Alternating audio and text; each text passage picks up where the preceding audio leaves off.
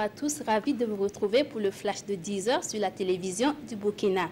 Le 4 août 1983, on se souvient encore de cette date.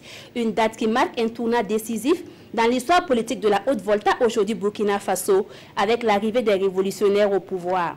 Le médecin commandant Jean-Baptiste Ouédraogo est renversé par un quatuor de jeunes officiers avec à leur tête le capitaine Thomas Sankara. La révolution démocratique et populaire est proclamée et dirigée par le CNR. Un pouvoir de 4 ans avec des hauts et des bas.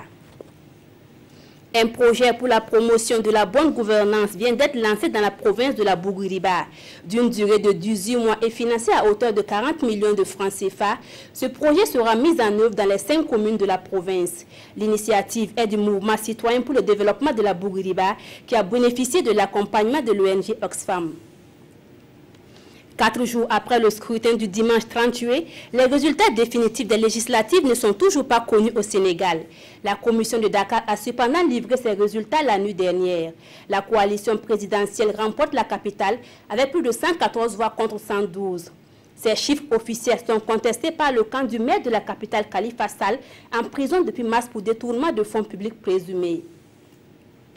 Plus de 6 millions de Rwandais sont appelés aux urnes ce vendredi pour élire leur président. La diaspora a ouvert le bal du vote depuis ce mercredi. Un rituel auquel se plieront certains électeurs pour la 3e fois depuis la fin du génocide.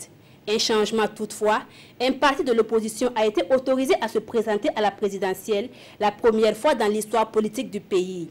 Le chef de l'État sortant Paul Kagame, qui brigue un autre mandat, aura donc à affronter 2 autres candidats. Voilà pour ce flash. Merci de l'avoir suivi. L'information revient à 13h.